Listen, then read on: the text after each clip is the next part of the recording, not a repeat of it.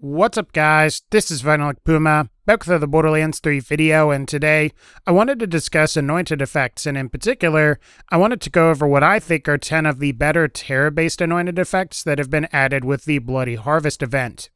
Now real quick and before we start, Terror is a new mechanic that seems to reduce accuracy and handling in a stages-based system. As you can see from some of the pictures I'm flashing on the screen, there appear to be stages of Terror, with Stage 1 obviously being the weakest effect, and Stage 3 being the strongest effect. In this video, I'm going to be focusing on what I think are some of the better anointed effects that make use of this new mechanic. Also, let me know what you guys think of the new event so far. Personally, I'm impressed since it feels like a Headhunter DLC for Borderlands 2 might. And if you feel the same way, you should definitely smash like on this video since smashing the like button is really good for your health. Otherwise guys, let's just go ahead and get started here with our number 10 entry, which is going to be the damage reduction effect. While this effect isn't really strong as it provides a small amount of damage reduction just like it says, I think it tends to be more useful than many of the other terror-based effects you can come across. In my experience, the effect provided isn't super noticeable during regular use, but is effective nonetheless. As an example, and on Mo's here, I have a maximum capacity of around 16,399, and I found I take about 728 less damage to my shield than I would without the effect active. This can really add up on consecutive hits and should allow you to last just a little bit longer before going down. Again, the effect isn't super powerful or anything, but I do think it will end up being more useful than something like the ability to reflect bullets back at enemies. Ultimately, it's not the most amazing terror-based effect you'll see, and that's why it's number 10, but I do think I prefer it to most of the other effects that are available. Number 9. The action skill adds terror effect. Though there may be some concern with being able to use a lot of the newly added anointed effects after the event, I think it's fair to point out that assuming you have this effect on a weapon, you should be able to take advantage of terror without the need and danger of receiving it from ghosts that will just crash into you. As the effect states, it's supposed to apply terror to your character every 5 seconds for the next 18 seconds. However, and in my experience, it seems to actually apply terror a little bit faster than that, and will easily allow you to reach 3 terror stacks, where from there, you can either switch to another weapon to take advantage of its effects, or you can already benefit from some of the passive terror effects that appear on either your grenades or shields. Maybe I should have ranked this one a little bit higher because it makes most of the other effects work, but since it doesn't really apply any major combat advantage, I decided to rank it a little lower. It will probably be most useful on characters that end their action skills quickly, but at the same time, I could see it coming in handy on the longer action skill characters as well. Number 8. Amara's Face Grasp with Terror Skulls effect. While it's not insanely powerful, this is a cool effect that will really come in handy provided you decide to put together a face grasp style build for Amara.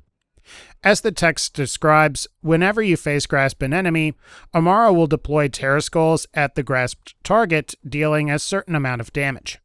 However, it is worth noting that this effect only works provided you're at some level of terror, and the level of terror will determine how many skulls are deployed. So if you're at the lowest level of terror, you'll deploy 1 skull, and if you're at the highest, you should be able to deploy at least 3. So it behooves you to be at the highest level of terror as Amara to get the maximum effect. You may also be interested to know that this particular effect works best with the Eternal Fist variant of Amara's Phase Grasp. This is because you can potentially chain Phase Grasps together, and each time this occurs, you can deploy terror skulls on each grasp. Beyond that though, I think you'll find this can be a nice effect to take advantage of, and while it only works on Amara, it can definitely be fun to mess around with and use to deal damage to enemies. So if you see a weapon with this effect, it might be worth picking up. Number 7. The Ammo Regeneration effect. Even though it's not quite as powerful as I might like, the Ammo Regeneration effect can really come in handy provided it's paired with the right weapons. This is because the ammo regeneration seems to occur within the magazine itself, rather than within the specific weapon in question's ammo pool.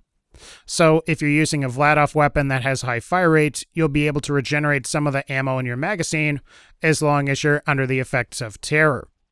Conversely, if you manage to get this effect to appear on something like a TDR weapon, you may find you have some problems, as you can easily be in a situation where you're regenerating back to full ammo, which makes doing TDR reloads way more difficult. Aside from that instance though, I think you'll agree the ammo regeneration effect will be useful on most weapons. You won't be getting a significant DPS or damage boost like you'll see on some other effects I'll be going over shortly, but this effect will make it so you reload less, which I think you'll agree is beneficial to pretty much any weapon, so long as it's not a TDR. Number 6. The 50% Cryo damage effect. While Cryo seems like it's constantly debuffed in Mayhem mode, adding some additional Cryo damage to whatever weapons you're using can be of great benefit. And as the Anointed text describes, all you have to do is simply make sure you have the Terrified status effect, and if you do, you'll essentially be able to deal additional Cryo damage on your shots. Ideally, this will work best on weapons that are already Cryo elemental. However, it probably makes the most sense on Zayne, since he has skills that really benefit from freezing enemies. You can also use this on other characters too, as frozen enemies will be taking improved critical hit damage and melee damage. But again, and I think for the most part, I think you'll get the most use out of this on Zayne. Personally, I would prefer one of the other damage effects on most characters, but this effect can be pretty powerful in the right circumstances. So if you see a Cryo elemental weapon with this particular effect, I'd highly recommend you pick it up. Number 5. The Crit Booster effect. As I'm sure you may have guessed, the boosted crit damage effect boosts your critical hit damage provided you have terror. And of course, like many other effects on this list, the more terror you have, the greater the bonus. When it comes to the specific boosts provided, it's kind of hard for me to tell, but I would say that the percent boost seems to be pretty high. Outside of Mayhem 3 and True Vault Hunter mode, I was able to get an assault rifle with the effect to go from dealing about 1600 damage on a critical to upwards of 300 to 3100 damage on a critical. Ultimately, I think you'll find this effect provides a very nice crit boost, especially if you've got a lot of terror inflicted on your character already. Number 4. The DPS Boost Effect. So, the DPS Boost Effect provides a slight DPS boost to the weapons it appears on, thanks to the fact that you're getting a slight damage and fire rate boost provided you have the terror effect inflicted upon you. Assuming you have maximum terror, and based on some of my own testing, the damage increase seems to cap out at around 15%, which may not seem like much, but is actually fairly decent when you consider the additional boost to your fire rate. For the pistol I'm using in this gameplay, the fire rate boost is fairly significant, and when it's combined with the damage boost, I think you'll find you'll have a much better DPS than you had before, especially when it comes to performing criticals, as the increased base damage along with fire rate will really up your damage output. Ideally, you're going to want this effect on weapons that fire full auto, or that you can at least hold down the fire button and they'll continue to fire. Beyond that, I think this effect will simply be less effective on semi-auto weapons, since the damage boost seems like it's only 15%. So again, and if you want to use this effect, try to get it appear on a gun that will continuously fire. Number 3. Zayns Lifesteal Effect.